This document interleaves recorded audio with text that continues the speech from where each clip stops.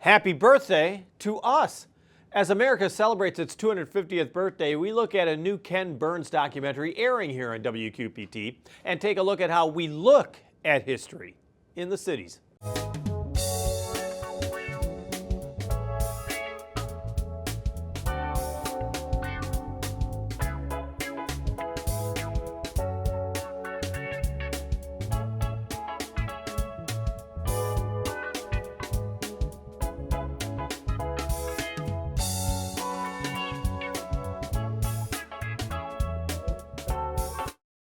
Over the next few months, we'll hear much about the history of America, not only the country we were and how it was founded, but who we are now and moving forward.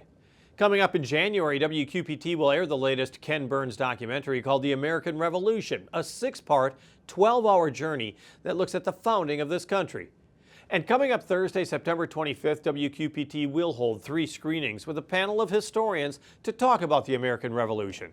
Those screenings will be held at the Hauberg Museum in Rock Island, the Putnam Museum in Davenport, and Moline High School. What can we expect from the Ken Burns documentary? And how do we honestly tell the story of the founding of the United States? We talked with WQPT Director of Outreach, Melissa Gravert, and Putnam Museum's Curator of History, Christina Kastell. So Melissa, a Ken Burns documentary has a certain gravitas to it, and this particular one is about the American Revolution? Yes, so it is. We will have it on air in January of 2026. But yes, as we know with many of his documentaries, he really tells a expansive story and tries to pull in as many perspectives as possible.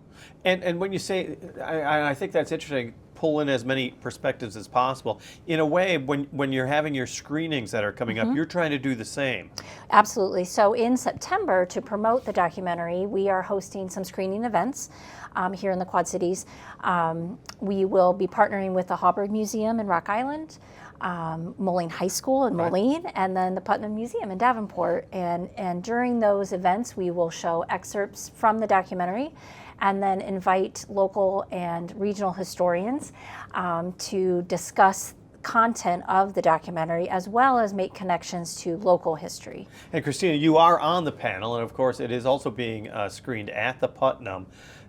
American history has got to be part of the passions for you. It is.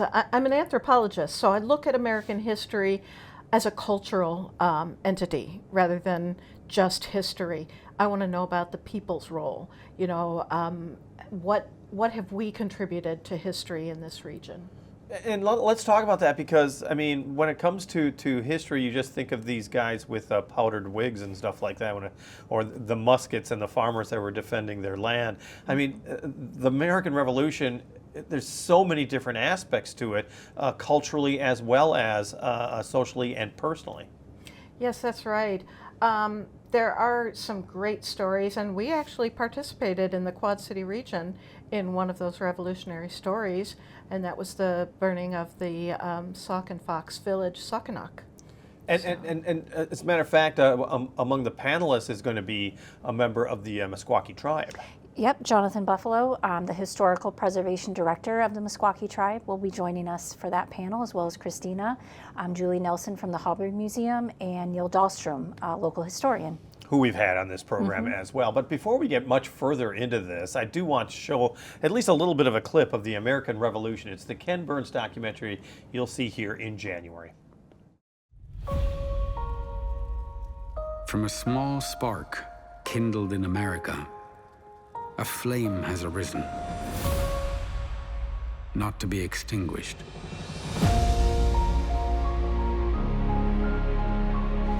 We think about independence movements of the 20th century. You don't always recognize the fact that the United States actually started that. The American Revolutionary Movement served as a model for freedom from oppression.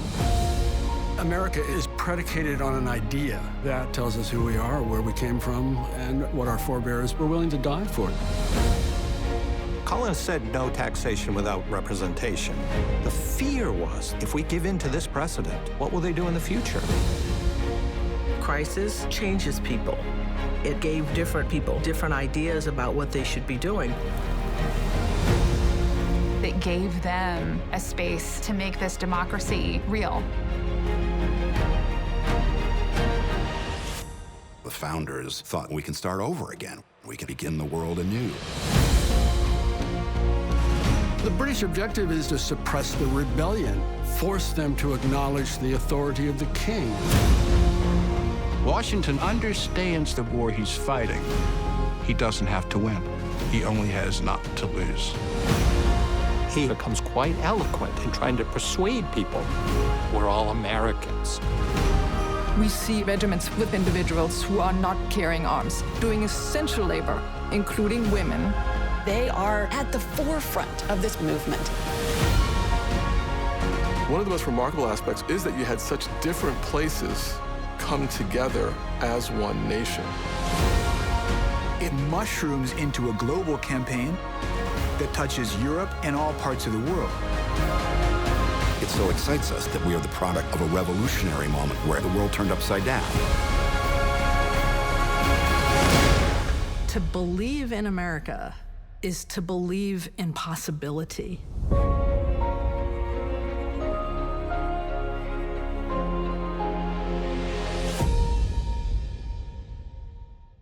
So, Christina, let me ask you this. Does it ever surprise you how little Americans know about their own history? It does. You wonder sometimes whether people slept through history classes or what, or, just simply forgot it. We all forget stuff as it goes on, and depending upon how important it is to us. And I think that history can be so engaging by storytelling. And that's what the Putnam tries to do with their exhibits, is to tell the stories of the people who contributed to history making. Well, and this documentary comes at a time when America is going to be celebrating its 250th birthday in 2026. I mean, the timing is not by coincidence. It is definitely planned. It is part of an ongoing effort by WQPT and PBS to really celebrate America's 250th. Correct. So we're joining that national initiative, but we're bringing it, of course, locally here, and we are, as we already mentioned, hosting the documentary screenings and discussion panels. We're also offering a new initiative that we're calling Volunteer with WQPT.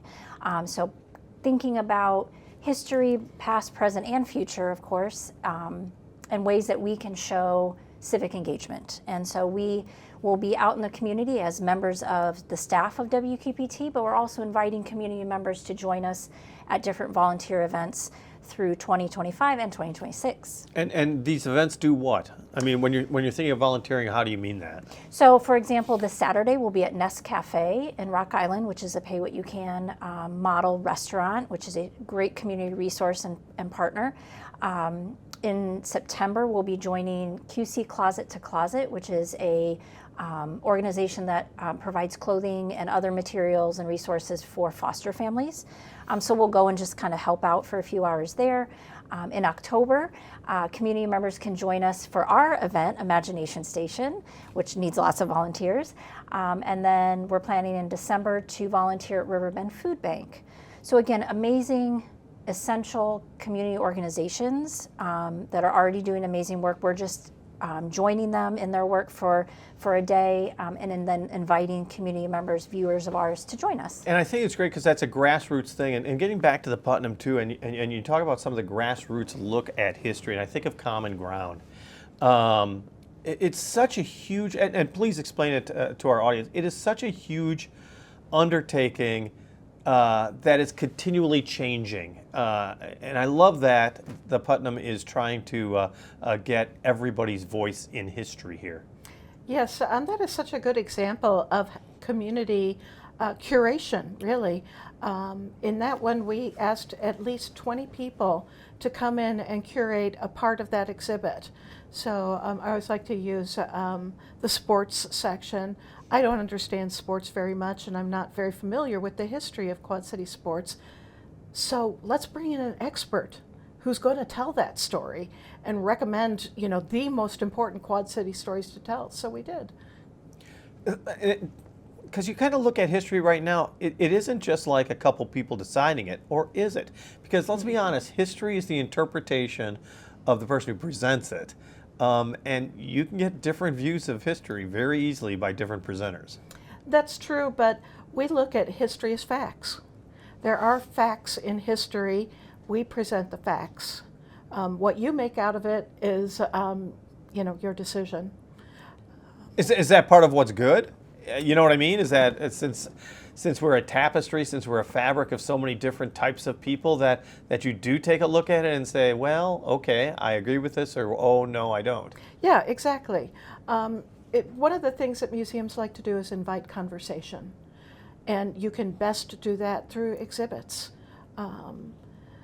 We loved having the Race Are We So Different exhibit because we did discussion circles with the community for that. So not only did people come in and see that exhibit, but we invited them to sit down and have a conversation together about it.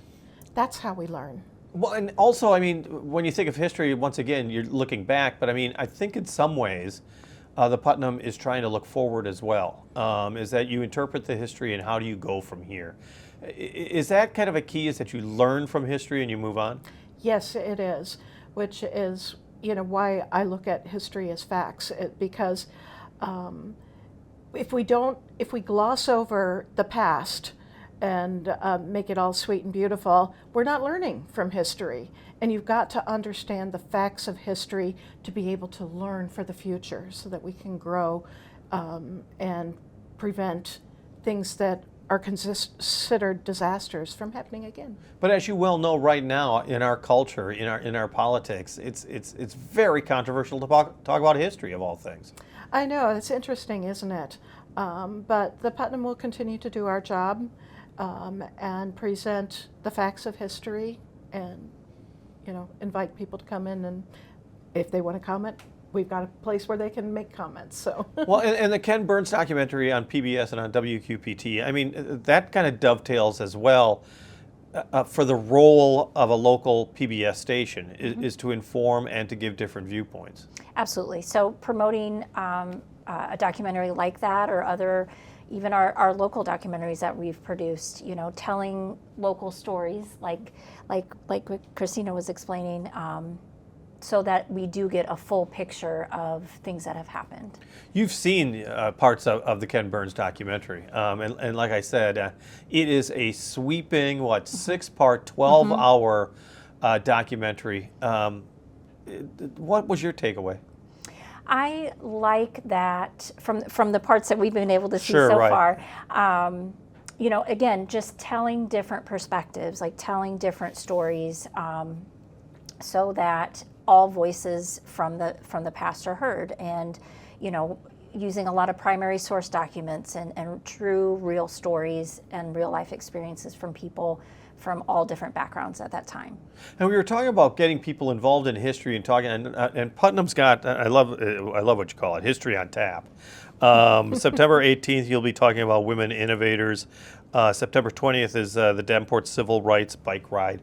The key to history and the key to what Putnam is doing is engaging people. Yes, that's true. I actually am doing the one about the women innovators, and it was so fascinating to do the research on this, because women innovators are such a small group of the total of the innovators in the U.S., but it's a growing group. So it's nice to see this growing trend. And tell me a little bit about the ongoing History on Tap. I mean, the point is to get a discussion going. It is, yeah. Again, it's telling those stories one little snippet at a time. And we intend to, it started out as a project connected to Common Ground, to delve into each of those sections and have one of those specialists, the community specialists, tell a little bit more about what they did. But it has grown. And it's now something that we're going to continue long beyond Common Ground. Well, and you've been with the Putnam for a while, and it used to be that museums, here's your exhibit, this is history, this is, just walk through it and you'll be fine. And I keep getting back to the fact that the Putnam is really trying to engage people and to open discussions. And let's be honest, history changes and interpretations change. They do, absolutely. The way history really doesn't change unless we add new facts into it, and that does happen all the time. And then interpretation will change. Oh, no, I think this represents thus and such. Sure. But You know, well, and time also kind of softens the edges of American history at time. You know, that's true. I mean, when you think of some episodes in American history, I mean, we've had some rough spots. Yes, we have, and those emotional voices also are something that we want to capture, which is why we have an oral history project. So, for example, this fall we're going out to talk to about 20 people representing the African American and the Islamic Quad Cities residential individuals, because in the spring we're going to be doing an exhibit called Islam in the Quad Cities. So. And that's just part of what you're doing. You were mentioning to me off camera before, is that in 2026 you'll be taking a look at treaties. Yes. And a lot of people just think, wow, that's boring. But treaties have changed not only the boundaries of America, but America itself. That's true. And this project that we're working on is in conjunction with the American Indian Museum, the Smithsonian's American Indian Museum, who is going to tell a national story about treaties. And then we'll take up with the local story, specifically the 1832 treaty, which is called the Black Hawk Treaty. Right after the Black Hawk War, basically the government said to the Sauk and Fox nations, we spent a lot of money on this war, so you need to pay us back now. So we'll just take the land on the western side of the Mississippi River. So they were forced to sign this treaty, which actually gave up the land which the Putnam Museum is on. So it's a very interesting story, but it's not just the 32 treaty. If you just look at the treaty, then it's boring. But it's the Black Hawk War led up to it. Without the Black Hawk War, we wouldn't have had that secession. The Black Hawk War happened because of the 1804 treaty. The Sauk and Fox believed that it was fraudulently signed because the people who signed it were not chiefs of the tribe, were not authorized to give up land.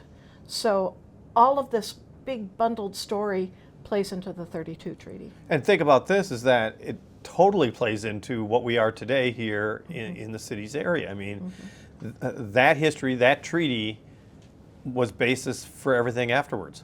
That's so true. If you sit down and read the treaty, which I have, it's really not that interesting. But when you understand what it means, that's where it really becomes fascinating and becomes a huge part of who we are. Well, and as you pointed out, I mean, with the Ken Burns documentary and with the screenings and the panelists that you're going to have in September, it was important to have a Native American voice in it, wasn't it? Oh, absolutely. Yes. So because especially that local connection that Christina was describing about this being the westernmost battle of the American Revolution and things that happen here locally, we wanted to bring in someone, especially that has that historical and cultural knowledge, and encourage them and promote them to share their story and their knowledge. Do you think that, I mean, because once again, the documentary doesn't air on WQPT until January. Correct. What kind of discussion do you hope to have once it does hit the air? So the screenings are happening before, right? But we will encourage our community members to engage with us on social media and other platforms to continue that conversation about what they experience in watching that and making those other local connections as well. When you have these milestones like 2026, Christina, the 250th birthday of America, it is kind of interesting to look back, but also kind of take stock in what we have right now and how we got here. I had looked back, because I'm an old man. I remember 1976. And it was just, I was a kid, and it was all about fireworks and I don't know, the John Adams and Jefferson and Thomas and George Washington and the signing of the Declaration of Independence and how it was created. What is the touchstone for the 250th birthday? What do you think is the thing that we really need to acknowledge about America in the coming year? Well, I think that we need to acknowledge that we are all a part of history. You know, you talked about Washington and Jefferson and all those things that happened on the East Coast, and we may think we're not a part of this, but we are, and we all have stories to tell. So for part of our work that we're doing for the 250th is that we're partnering with the Davenport Public Library to do podcasts where we'll examine artifacts in our collection that we think have national significance, and they will examine their objects, their photographs, and their documents that also document similar trends in history. So we're really excited about this partnership. And the fact that it's a podcast brings it now, of course, into 21st century technology. Are you hoping to really inspire or at least educate the younger generation? I mean, the people that may not know American history as well. Yes, we are really hoping to do that. And the stories that we have picked to tell, I think, are really interesting stories that are going to engage people. The same here, because there's a certain audience that does know Ken Burns, but Sure. there's you got to reach out to others that don't. Right, and the partnership with Moline High School is an example of that, being able to take our panelists and experts and the documentary excerpts themselves and share them with a younger generation. And I think with that too, promoting the Volunteer with WQPT aspect of it brings us into the future and really says, okay, how can we engage today? Yeah. And make an impact today. Well, and Christina, we've been talking to people, over the last year in regards to their civic spark, what it takes to become a better American citizen. What was the one thing that made you do what you want to do? When it comes to history, what was your civic spark? What made you say, I'm really interested in history and I think more people should be as well? I think my love of history really started when I was a kid, but I didn't really understand that it was history because I loved reading like Laura Ingalls Wilder and things like that. And it never occurred to me that I was learning history with that. I was just enjoying the stories. And then when I grew up and became an anthropologist, I went with the archaeology aspect. So I was studying prehistory. How do you study history without any written records? Through the archaeological record. So I've always been material culture focused and how that material culture contributes to our understanding of history and who we are and our place in it. And one last pitch, since we just have a few moments left. I mean, coming up September, tell me about the panel and what people can expect. Sure, so the event date is Thursday, September 25th. You can, if people find us on social media, all the information is there. But yeah, we start the day at the Hauberg Museum at 10 a.m. Then we head over to Moline High School in the afternoon and then end the day with a public event at the Putnam Museum.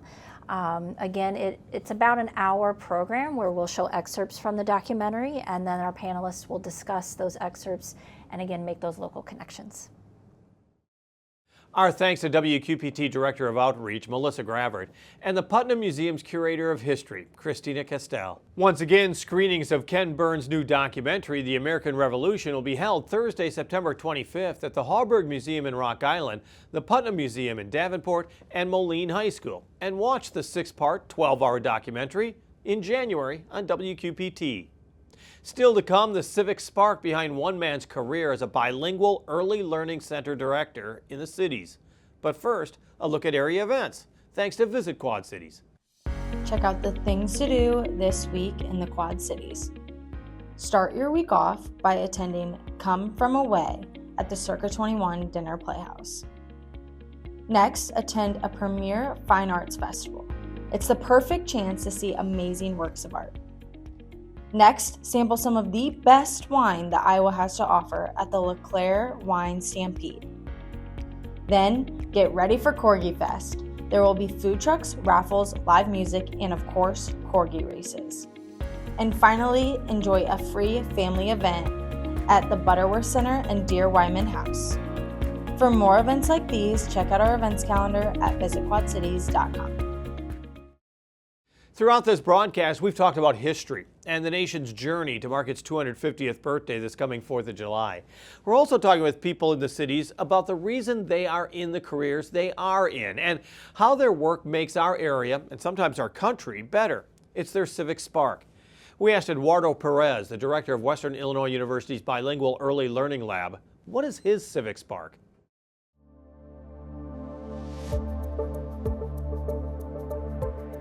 I chose education, but early childhood education chose me. I was married and I already had 2 children when I was finishing my bachelor's. And I was in a very vulnerable position that we had to seek public aid because we didn't have enough for food, enough for my family. And as I was sitting at that office seeking for assistance, which we were denied after that, but I noticed that around me, there were about 5 or 6 mothers with young children, all ages from babies all the way to 5, 6, 7 years old. And as I am with them in this office, feeling that, I need extra help, I need the extra push, I need this extra support for my family. But I know that, at least in my case, because I was there, I'm finishing my bachelor's degree, I know things are gonna be different soon. But then at that moment, that's when it hit me. Someone has to tell this generation that this is not the only way of life, that they have opportunities, that because of where you start, it doesn't mean that you have to stay like that for many years after that. And I wanted it to be that agent of change to tell them with my story as a kindergarten teacher, now as a director of the WIU Bilingual Early Learning and Family Center, that things can be different. And we can do that together as a community and through education. And this is the reason why I do what I do. Our thanks to Eduardo Perez, the director of Western Illinois University's Bilingual Early Learning Lab. On the air, on the radio, on the web, on your mobile device, and streaming on your computer. Thanks for taking some time to join us as we talk about the issues on the cities.